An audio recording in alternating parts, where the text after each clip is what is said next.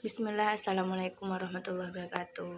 Alhamdulillah, meskipun ibu dalam keadaan sakit, namun ibu masih bisa menyempatkan untuk memberikan penjelasan kepada Ananda. Semoga ibu selalu berharap semoga Ananda dan keluarga serta kita semua Allah jagakan, Allah lindungi dari segala macam bahaya, penyakit yang membahayakan tentunya. Baik, pada pertemuan kali ini, Ibu akan membahas masih tema 1, namun muatan IPA ya. Untuk tema 1, muatan IPA, mata pelajarannya IPA. Di sini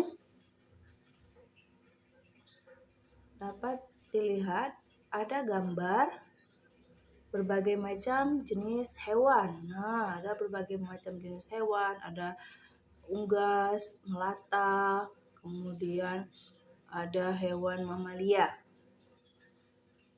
Nah, ada tulisan di sini vertebrata dan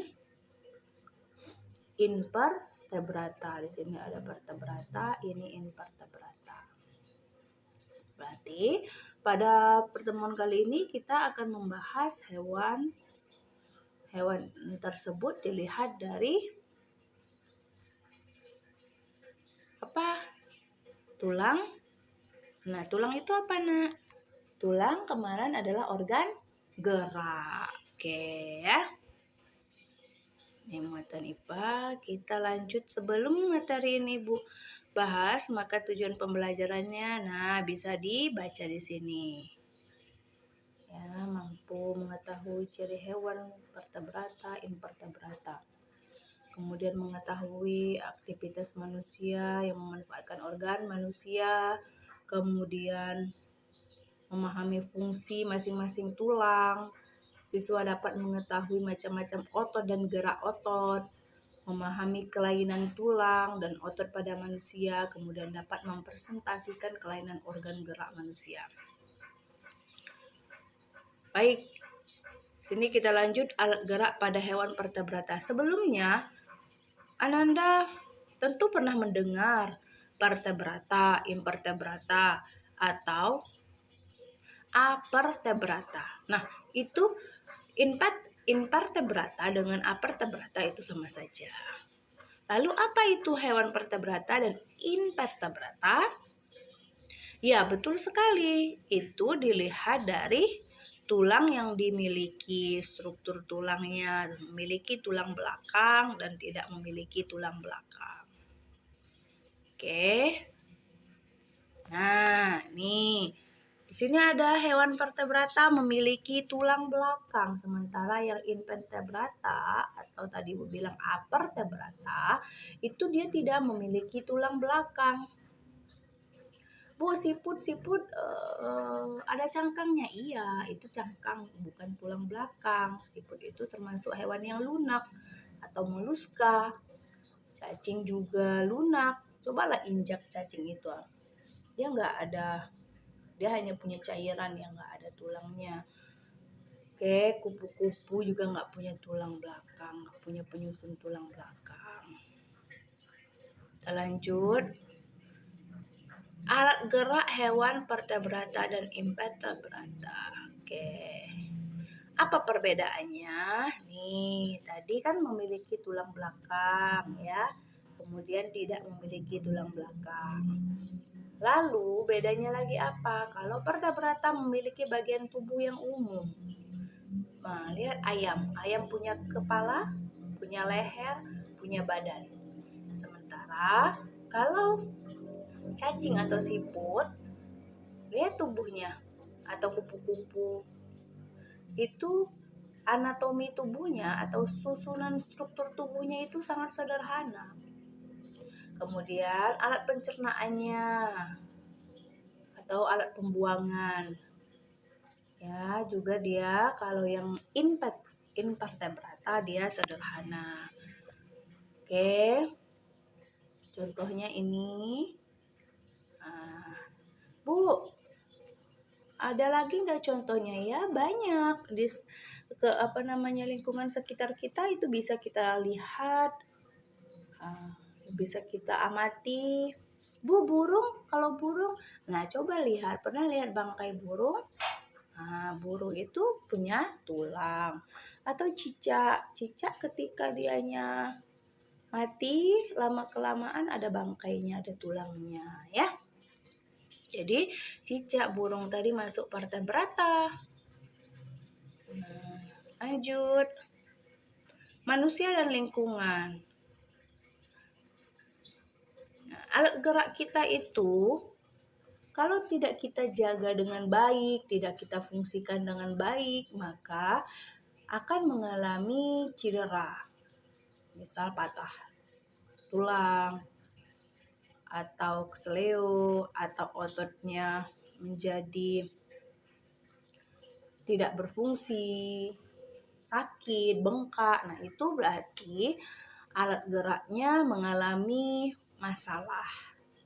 Maka aktivitas-aktivitas yang bagaimana yang harus kita lakukan untuk menjaga kesehatan alat gerak.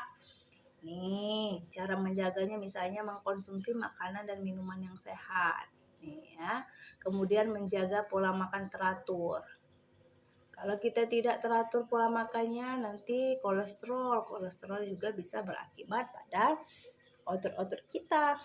Kemudian makanan sehat yang baik itu tentu yang mengandung vitamin, mineral, air, kemudian protein, karbohidrat, atau sering kita sebut 4 sehat 5 sempurna. Lanjut, tulang sebagai alat gerak manusia. Ini kan sudah kita bahas bahwa tulang itu alat gerak apa? Iya, tentu Anda masih ingat. Tulang termasuk alat gerak pasif. Nah, fungsinya untuk apa? Kalau tidak ada tulang, coba bayangkan kalau badan kita tidak ada tulang. Pernah Ananda melihat balon yang dianya kehabisan udaranya, balon tadi. Nah, dia akan menciut sama seperti kita ketika tulang di dalam tubuh kita itu sudah tidak ada, maka tubuh kita akan lunglai. Sama kayak tulang kita ketika kelindes. Misalnya, nah lihat deh, misalnya ada ayam kelindes mobil. Tulangnya jadi lunak, nggak ada tulangnya kan, hancur. Maka fungsinya menopang tubuh, memberi bentuk tubuh, dan tempat melekatnya otot-otot. Nih fungsinya. Tulang berdasarkan bentuknya itu ada pipi, ada tulang pipa, ada tulang, kemudian ada untuk berdasarkan zat penyusunnya ada tulang rawan atau yang sering disebut lunak ya. Rawan tuh lembut, lunak. Kuping, coba pegang telinganya, hidungnya itu tulang rawan. Dan ada tulang keras, coba ketokin dengkulnya atau tungkai kakinya itu keras ya. Lanjut. Nah, perhatikan gambar berikut. Nih, tulang lengan atas. Nih, lengan atas kita. Kemudian ini bagian tulang hasta. Tulang pengumpil nih, yang sering dibuat untuk ngupil tuh ketika kita ngupil, ini tulangnya ketarik nih. Tulang telapak tangan, pergelangan tangan, tulang jari tangan. Yang ini untuk bagian bawah ya, panggul, paha, betis, telapak kaki, jari kaki, tulang kering. Ini yang kalau kesandung kita sakit betul ini. Kemudian tulang tempurung kaki. Oke. Jenis otot. Selain tulang, alat gerak kan otot. Otot ini alat gerak apa? Aktif. Jadi, otot itu terdapat di hampir seluruh tubuh. Saat bekerja, otot akan melakukan kontraksi. Nah, kontraksi itu berarti dia meregang, menguncup dengan cara memanjang dan memendek. Itu dia berkontraksi. Kalau dia tidak berkontraksi, itu berarti dia tidak berfungsi dengan baik. Nah, untuk jenis otot ada otot polos, otot jantung, dan otot lurik. Oke, kita lihat di sini memelihara kesehatan gerak. Oh iya, sebelumnya untuk otot sendiri kan ada otot jantung ya. Berarti otot jantung itu dia bergerak dengan sendirinya di bawah alam bawah sadar pun dia bergerak. Kita tidur pun otot jantung itu bergerak. Ada otot polos. Contohnya apa? Nah, lambung kita tuh juga. Lambung kita itu dia juga melakukan gerak peristaltik ya, gerak remas-remas. Jadi nanti untuk otot nanti contohnya bisa dilihat di buku ya, dibaca di buku penanya. Contoh untuk otot polos, otot jantung, otot lurik. Oke, sekarang Ibu akan bahas cara memelihara kesehatan dulu. Untuk memelihara tadi kan makan makanan yang bergizi atau makanan sehat. Lalu untuk posisi tubuh, nah jangan kalau kita duduk kan itu sering tuh ditegur oleh ibu guru kalau di sekolah kita badan kita miring sana miring sini ketika kita duduk. Maka tentu itu dapat merusak bentuk tulang. Bisa lordosis, kalosis, ya kan? Yang tulang condong ke depan atau ke belakang atau berupa huruf S. Nah, ini juga berolahraga secara teratur. Bu, olahraga secara berlebihan boleh tidak? Tidak boleh. Sesuatu yang berlebihan bukankah juga Allah melarang sesuatu yang berlebihan? Apa akibatnya ketika terlalu berlebihan? Nanti bisa cedera otot, cedera tulang. Oke, kita lanjut lagi untuk sendi-sendi pada tulang dan macam-macam gerak otot. Nih, apa sih sendi? Bukan sendi ini ya, bukan sendi temen ada anak di Uswatun ya, tapi ini sendi di sini tulang satu dengan tulang lainnya itu dihubungkan oleh sendi. Jadi penghubung tulang dia. Nah, ini. Oke. Ada sendi putar, sendi engsel, sendi peluru, sendi pelana ya. Baik. Kalau putar berarti dapat memutar. Kalau dianya peluru bergerak ke semua arah. Kalau dia engsel, kayak engsel pintu ke satu arah. Kalau pelana ke dua arah. Oke, selanjutnya ada geser, berarti dia dapat menggeser. Contohnya di tungkai antara pertemuan kaki dengan tulang kering tadi. Oke, kita lanjut ke macam-macam gerak otot. Nah,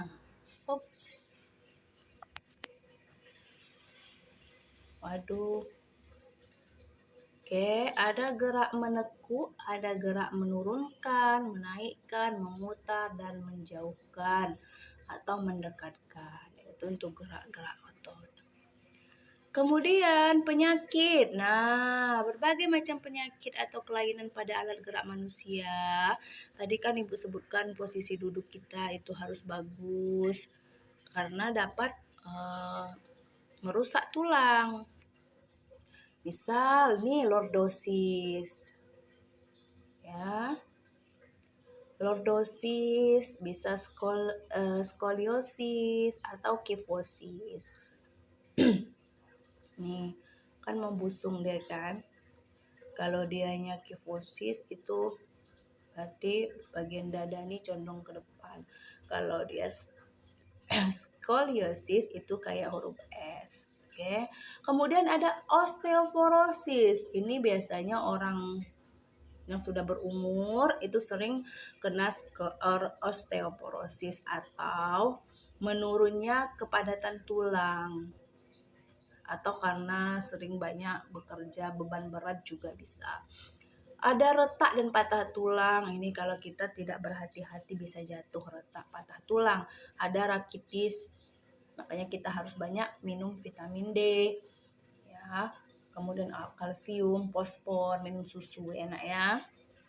Lanjut, kelainan otot. Nah, kalau kelainan otot ada hipertrofi. Itu kalau kita bekerja secara terus-menerus, mengangkat beban-beban berat, itu akibatnya pembesaran otot. Misalnya, pernah lihat nggak orang yang angkat besi? Atlet angkat besi itu kan ototnya membesar semua. Itu berarti hipertrofi. Atau dianya atrofi, mengecil ototnya, lemah, menurun fungsinya. Atau ketika kita tidur, posisi kita salah atau bantal kita terlalu tinggi, itu kaku leher. Atau ketika kita terluka, kita jatuh, ada bakteri atau kuman, itu bisa tetanus, infeksi. Ya. Lanjut, penyebabnya. Tentu banyak sekali penyebabnya. Posisi tidur yang salah tadi, beban yang terlalu berlebihan, atau posisi duduk yang salah. Apalagi?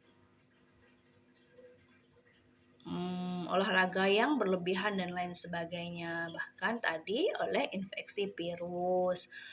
Bu, ada teman Ana yang dia cacat dari lahir, berarti itu qadarullah, itu cacat bawaan namanya, bawaan dari lahir. Oke.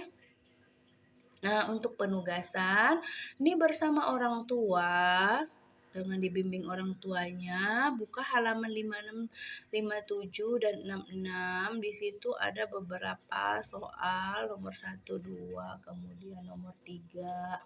Lalu ada juga ayo kerjakan. Ini tidak harus Ananda langsung mengerjakan hari ini juga, tapi sesuaikanlah dengan kesibukan orang tuanya.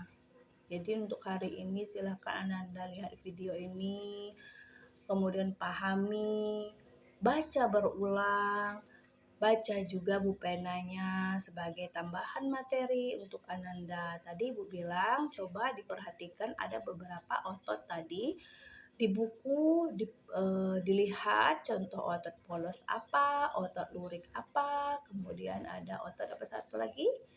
Ya, otot jantung. Nah, ini dari materi yang kita pelajari diterapkan juga dalam kehidupan kita agar ilmu yang kita pelajari itu bermanfaat. Apa yang kita terapkan seperti tadi, menjaga kesehatan organ gerak kita. Jadi jangan kita belajar itu hanya sekedar tahu saja atau hanya sekedar ingin nilai saja lewat habis itu, tapi jadikanlah ilmu itu bermanfaat untuk diri kita maupun orang lain. Demikian penjelasan yang dapat Ibu sampaikan. Atas keaktifannya Ibu ucapkan jazakumullah khairan. Pada kesempatan ini Ibu minta maaf. Ibu sepekan ini sakit, jadi kalau respon Ibu agak lambat, kemudian Ibu ada yang belum Ibu koreksi, Ibu mohon maaf. Insya Allah kalau Ibu sudah sehat akan Ibu koreksi, Ibu nilai. Ingat nak, belajar adalah ibadah, jadilah anak yang berakhlak.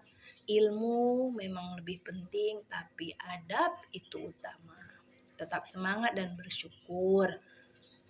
Dan ingat, wabah COVID ini nyata, banyak sudah korbannya. Jaga kesehatan, stay at home, laksanakan dan disiplinlah menjalankan protokol COVID dengan baik. Assalamualaikum warahmatullahi wabarakatuh.